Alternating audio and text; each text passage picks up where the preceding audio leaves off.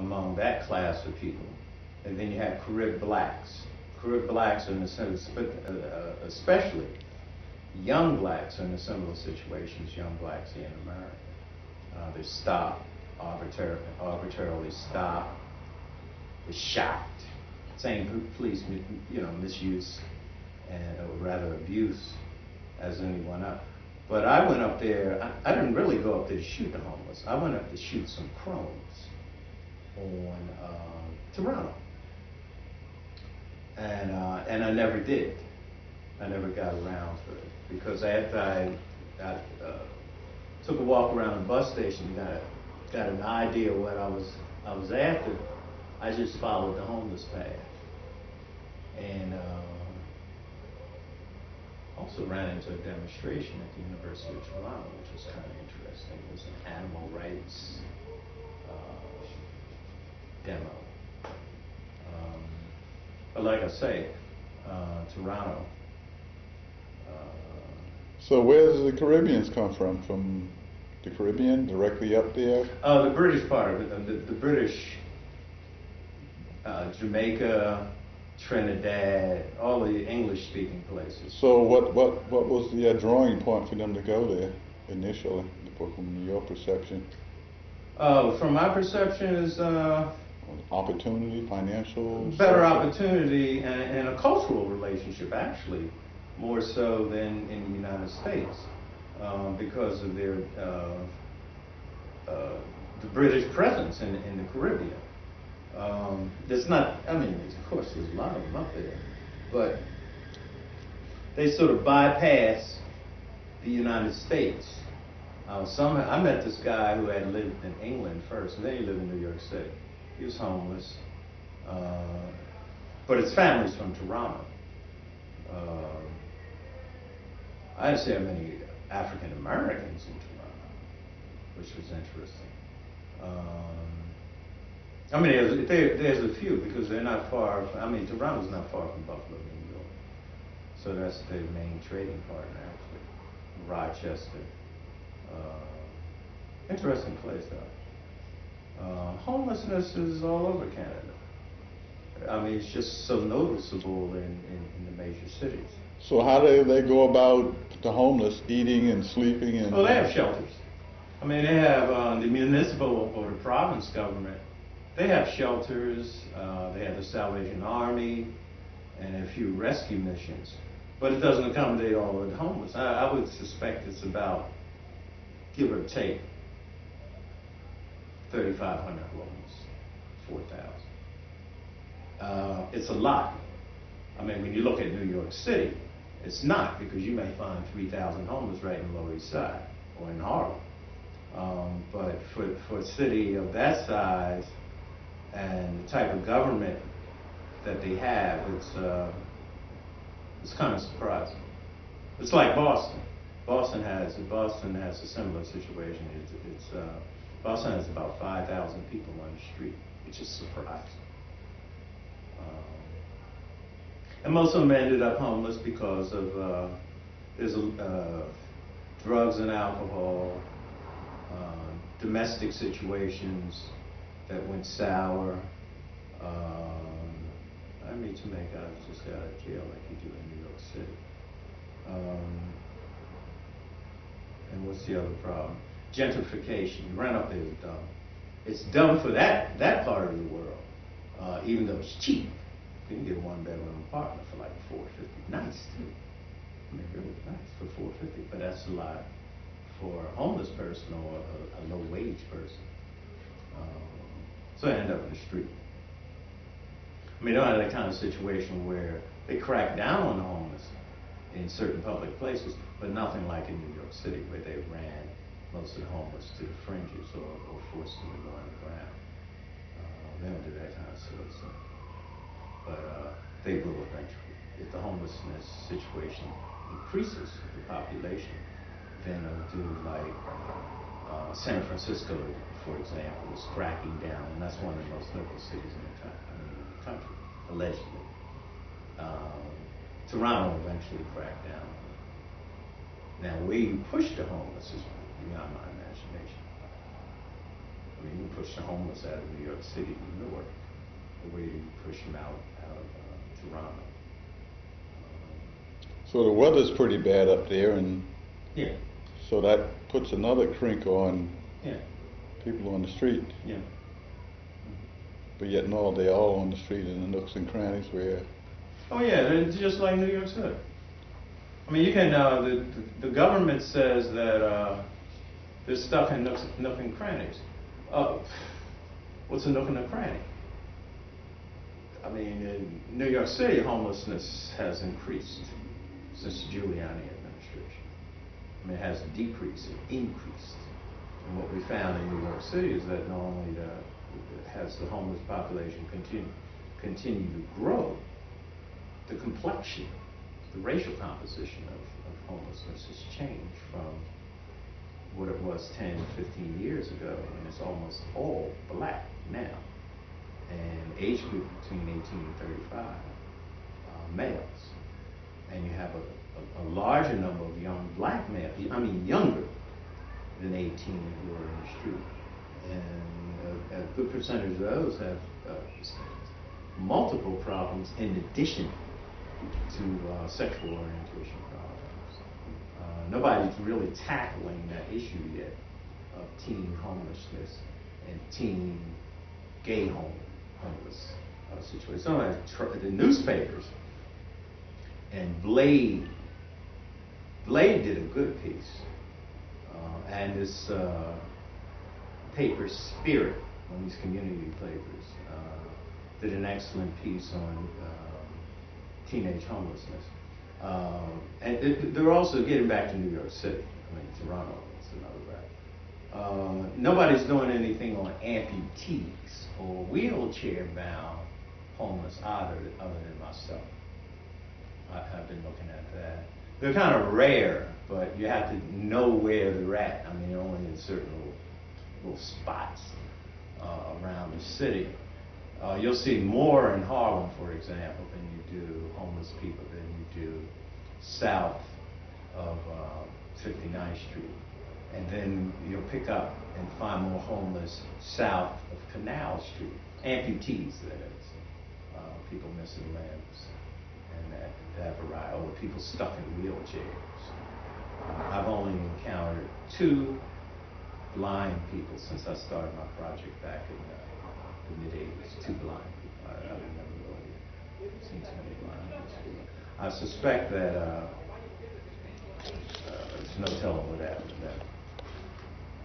But homeless situation is getting rough. If you ride the trains, 3 o'clock in the morning, the E train is like a hotel on wheels. This is 1998. I can imagine what's going to happen in 1998. And it's that way all over the country. Chicago is really grappling with a homeless situation. It gets really cold there. And I mean, contrary to what the news media is talking about, the only people in the street are the hardcore, the hard to reach, those with long-term substance abuse problems that don't want to come in out of the cold. It's bullshit. Simple as that. Simple as that. I mean, 16, 17, 18-year-olds who got kicked out of maybe the Covenant House or group home, kicked out of Rikers Island because their time expired or they got out on bail and been in the street. In fact, there's a church. You can see the kids. I really don't understand why the police.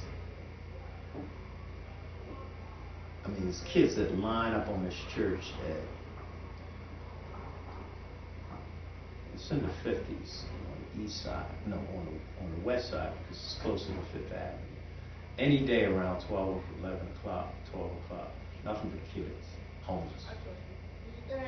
I mean, it's less now because it's cold, but in the summertime, just camped out. Because they serve bag lunches there. I mean, just kids, young kids, no place to go. Absolutely no place to go. And that's the next generation homelessness, because it's not likely that the services that are available and those services that are available don't reach out That's the next generation of homelessness. That's the generation that will take them to 2010. Because the homeless section here will most likely disappear in the next 10 years through, and I don't mean attrition either, death and a host of other unwanted calamities will happen to this generation. So it's 1835, 10 years from now. Rough. It's the most difficult project. It's because you can't end it. I mean, I tried ending this project several times. But every time you try to end it, you step outdoors and you see an image that starts the project all over again. So I don't. One project, I was in Washington over the weekend and I saw this abandoned building. Abandoned two-story house.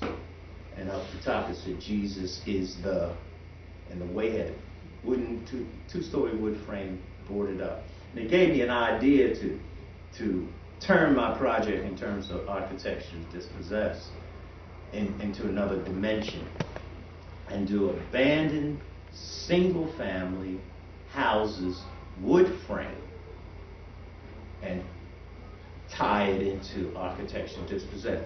And the idea is, if you single out, like this particular image is singled out, and you just see some little shrubbery here and there, and this little house in southeast Washington, wooden frame house.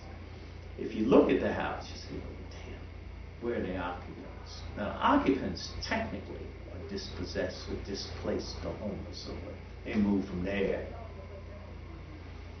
to Trump Tower. I mean, they just work out that way.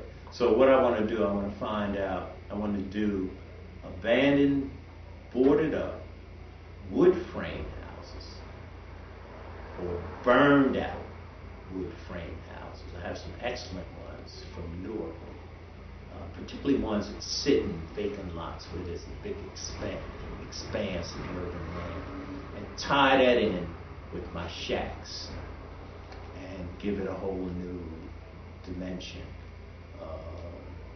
And that way I can get out of that one, okay, because I can stop at a certain point. I can get out of that one.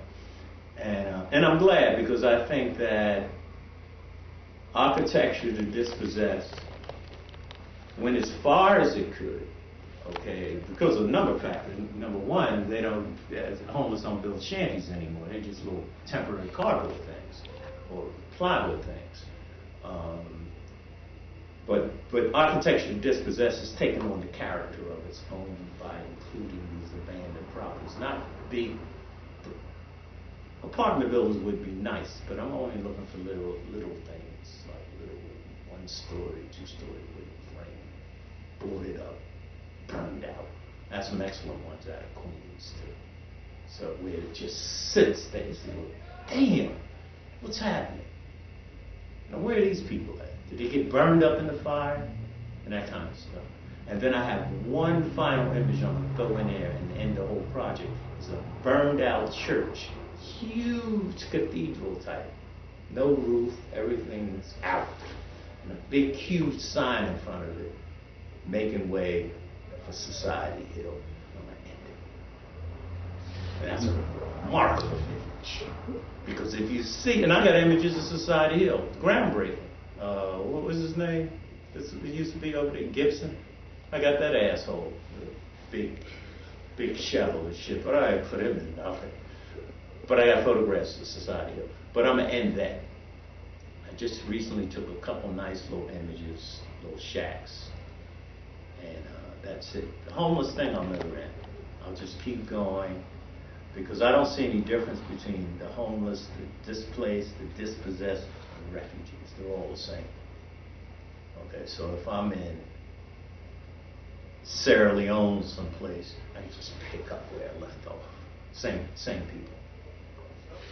If you don't have a place to live, simple as that. You may have been in these camps that big UN stamped on the tent. They don't give people tents unless they don't have a place to stay. So I'll end that project. The Farmers Project is moving along. I'm kind of dismayed. I don't know how they just reached a settlement. Some of them with United States Department of Agriculture. Now I don't know how much money they're going to get or anything of that nature. But the politics of the black farm movement, I'm going to leave on the side. I'm not really interested in that. I'm going to have to change my whole project because in order to give it more substance, I'm going to have to find a niche. I found my niche. In fact, I found two niches. Black female farmers is what I'm after. There's roughly 200 or 300. Okay, some who were farmers from the beginning, that is, that they grew up in a farm family and they became farmers, and others came as a result of death in the family or other situations. But at any rate, one of the most vocal persons in that farm movement is a sister from out of Alabama. But anyway, I want to do females. 3. The other thing is there's a commune or farming community of lesbians in Mississippi. What's the name of that place? I can't remember the name of the place, but anyway, it's about 20 that have been down there working the land, and they're very receptive to outside people. That is, people in the media and things of that nature. And the last I heard of them, they had reached a settlement with. They had been attacked by the Klan and some other anti-lesbian type groups in Mississippi. I don't know why they chose Mississippi to start this farm, but that's, who cares. About 2 years ago, they reached a settlement with the Justice Department. The Justice Department had sued this town and a few other people and alleging that they violated their certain rights they had. Anyway, so the Black Farm Project is going to focus in on females. I should launch that pretty soon. White folks give me some money. Do that shit. But it doesn't matter because it never mattered whether I had money from outside source or inside source. I'm a photographer to the end. I intend to shoot the same type of stuff that I've always shot, and that's it. I've thought about some other things that I could do, but forget it. I was thinking about doing some landscape stuff, but it wouldn't work. I mean, even when I go up to Jackie's place, I'm running around there looking for the results of humans fucking up the environment. You know, isn't that nice? No, that's even better with all those beer cans floating in that creek over there. So, forget landscape. I was serious. So we were up on top of this mountain. What's the name of that mountain? We walked up that mountain. And on the way up, I saw this a car, burned out car sitting on like this. I said, damn, how did they get this? First of all, how did they get this car up here? And then drop it down. I said, damn. Got it. I mean, you could walk down, and the car wasn't going to move because it's stuck. So I have a nice angle. So you had this valley. Just get down there. You had this valley and this car that looks like it's floating. Burned out. You realize that there's all kind of artists out there. Okay. It's hard to believe, but There's all kind of artists out there doing all this ridiculous shit. I mean, and you know, it's called like they work in sites. They come up with the idea of creating a site in a ridiculous kind of situation where people just happen there and they see this thing that they've done. So you ask yourself, because I know other artists who do that wild stuff, you know. Famous artists do this wild stuff in some unknown place and just leave it and keep on going. It's like leaving their mark.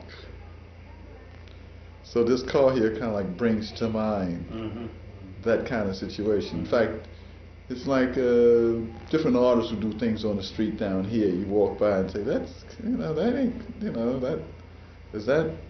that's kind of garbage. That's somebody actually did that." There's deliberation in all of this stuff here. It's like the guy that does the things. So that's kind of interesting. He got swept away. See, that's the other side of homelessness.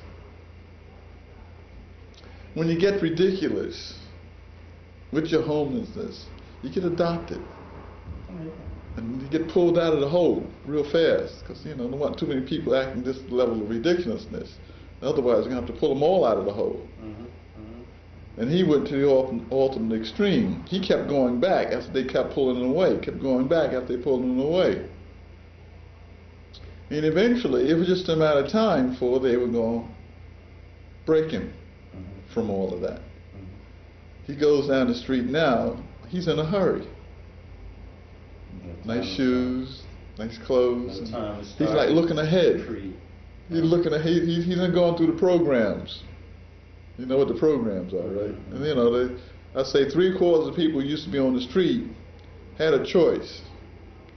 Go into the program, go into the jail, get your ass beat, get burnt up on, like there was all this ridiculous stuff going on, getting stabbed, you ain't gonna sleep well at night. We're gonna give you the worst drugs, we're gonna give you a bad time.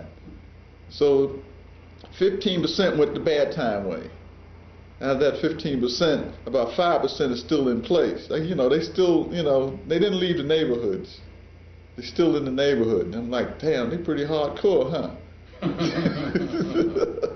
And other ones who, they were like, going back and forth, they went immediately.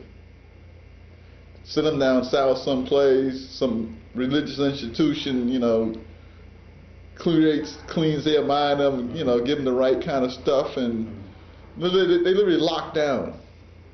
Wake up at 5 o'clock in the morning, first you got to do this, second you got to do this, 6 o'clock you eat, and then after this, and then, everything is regimented. Behavioral modification environments.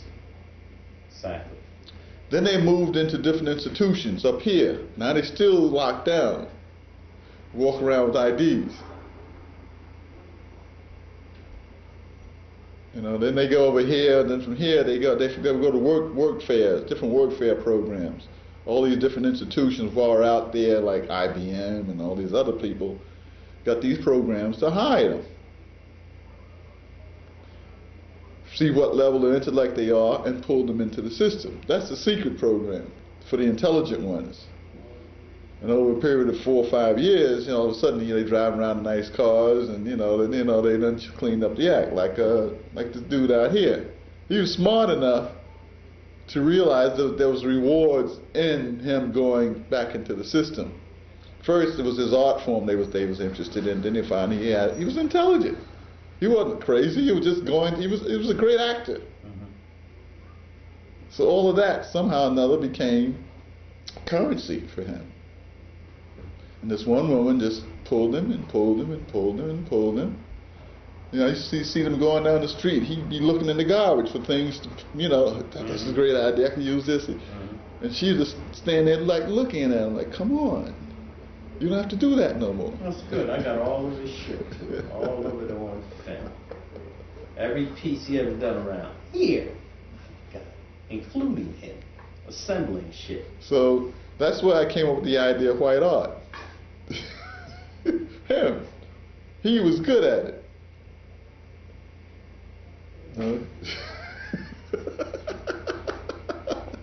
White radio. I even did a white VCR. The inner guts was VCR. Took it apart and poured paint all over it. Called Reborn. Reborn White. Hey, listen, where's that girl at? Who's that? Denise. Anybody seen her? She She in Poland? she's still doing her thing. Her grandmother died a week ago, 2 weeks ago, and she had to go down to thing. She finally got a cover on the cover of the newspaper. He only sent me one copy. The thing that you're just looking at. Photo file? Yeah, That's her So picture. she should be in that issue, right? That's her picture on the cover. Is it? I know, the last time I talked to her, she was supposed to be in that issue. Yeah, she made the cover. In the process of trying to make the cover,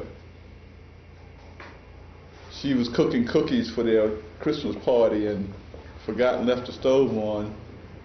Went back and realized that, and just let it air out. Got distracted again. Went back without realizing how much time had vanished, and went to light it and blew up in her face. Really? She wound up going to the emergency hospital, firemen coming in the whole trip. Totally freaked. Next day she's supposed to go down to her grandmother's funeral, and she just got back a couple of days ago. So she didn't get it not any damage? Well, she got singed real bad. Oh, singed. And, like What about that. her eyes? It's all right. How that shit? Damn. Happens. They say shit happens. Who needs that to happen? Just some good images.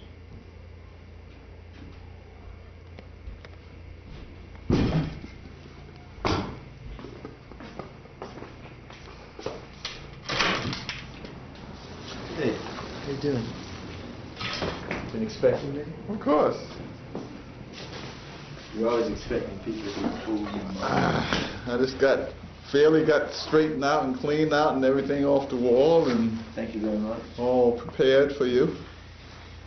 Well, I'm glad you're prepared for me because I'm not. Really? There's only copy Just got there? it. Yeah. It just got mailed to me. I have to get more from him.